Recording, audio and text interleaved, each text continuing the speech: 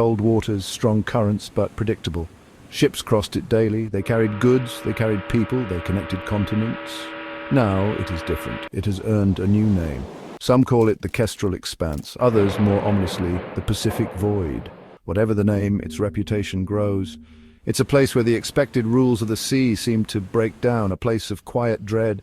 The Kestrel Expanse is not small. It covers thousands of square nautical miles. Its boundaries are not fixed. They seem to shift. They seem to breathe. The silence from the Kestrel Expanse became a roar. A new chapter of maritime mystery was opening.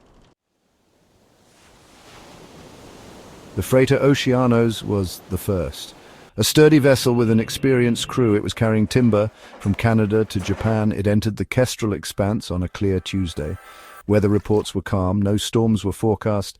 The ship sent its routine hourly position update. Then nothing, just silence. No distress call, no emergency beacon. It simply ceased to be, as if plucked from the surface of the earth. Search and rescue efforts began immediately. Aircraft scoured the waves. Coast Guard cutters crisscrossed the last known position.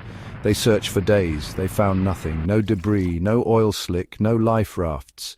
It was as if the Oceanos had never been there. Modern ships do not just vanish, not without a trace, not in an age of constant communication. The sea can be vast, but technology has shrunk it. Then came the Star Wanderer, a luxury yacht. It boasted state-of-the-art navigation, advanced communication systems. It was on a leisure cruise. Its wealthy owner enjoyed solitude, but not this kind of solitude. The Star Wanderer, too, sent its regular check-in. Then it fell silent. Again the search, again the emptiness. The void yielded no clues, only more questions, more fear. Something unknown was at play here. More ships followed the Oceanos and the Star Wanderer. The Arctic Tern, a fishing trawler. The Iron Resolve, a bulk carrier.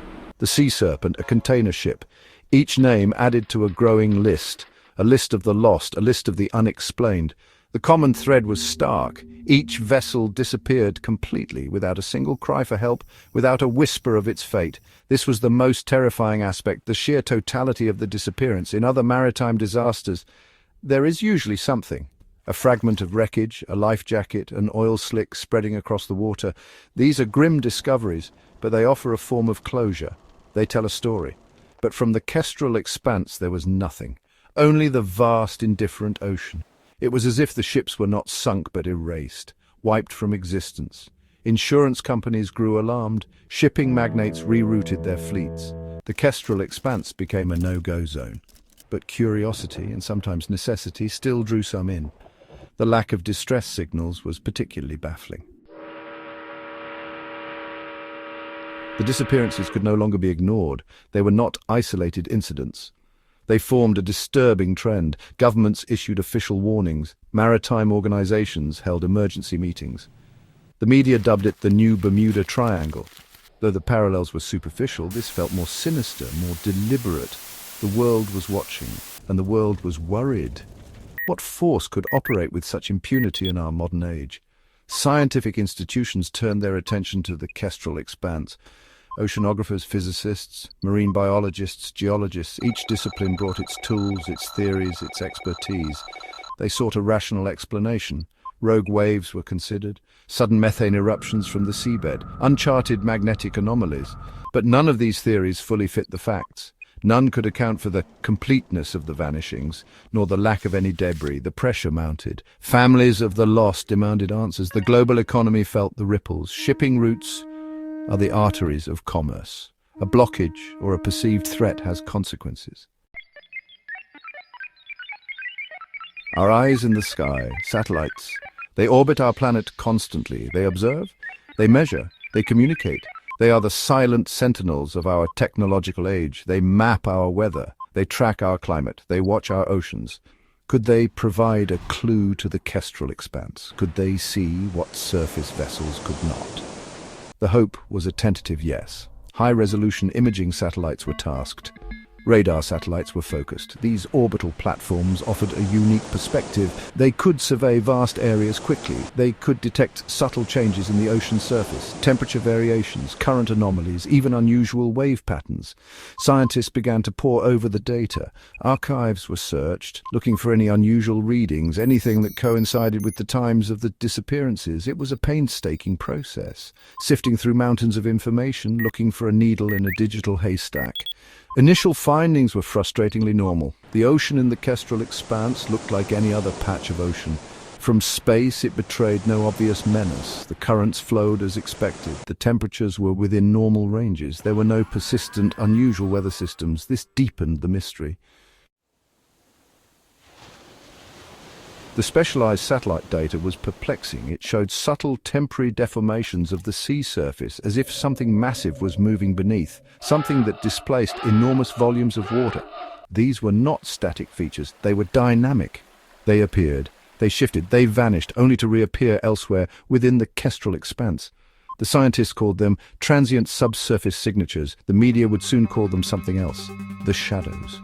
These were not shadows in the conventional sense, not areas of darkness, but rather imprints on the ocean's surface, caused by something colossal in the depths. Imagine a giant hand pressing up from below the water. You would see the water bulge. This was similar, but on a scale that was hard to comprehend. Some of these signatures stretched for miles. They moved with a slow, deliberate grace. Or so it seemed from the data. The team cross-referenced these shadow events with the ship disappearances. The correlation was chilling. In almost every case, a massive shadow signature was present in the vicinity of the ship. The existence of the shadows was confirmed. Multiple satellites using different sensors detected them. The data was undeniable. Now came the harder part: interpretation. What could create such colossal mobile disturbances beneath the ocean? Scientists proposed various hypotheses, each more speculative than the last. The mystery deepened with every attempt to solve it. The shadows defied easy categorization. They were an anomaly of the highest order. One theory suggested a new type of geological phenomenon, perhaps vast mobile pockets of superheated gas erupting from the seabed, displacing water as they rose and moved, then dissipating. This could explain the transient nature, but the scale was problematic, and the apparent coordinated movement of some shadows. Gas pockets would be more random, more chaotic. These shadows hinted at something more, something with a semblance of control, or at least complex behavior. Another school of thought leaned towards biology. Data from orbit could only tell us so much. To truly understand the shadows, we needed to get closer, much closer. The decision was made. A research vessel would be sent into the Kestrel expanse, the RV Triton. It was a state-of-the-art ship, equipped with advanced sonar, deep-sea submersibles, a suite of sensors designed to probe the ocean's depths. Its crew was a mix of seasoned sailors and brilliant scientists, all volunteers, all aware of the risks. The Triton's mission was clear: locate a shadow anomaly, study it, determine its nature, and, if possible, observe its interaction with a drone ship. A specially prepared unmanned vessel would be sent ahead to act as a lure or as a test subject. The ethics were debated, but the need for answers was paramount.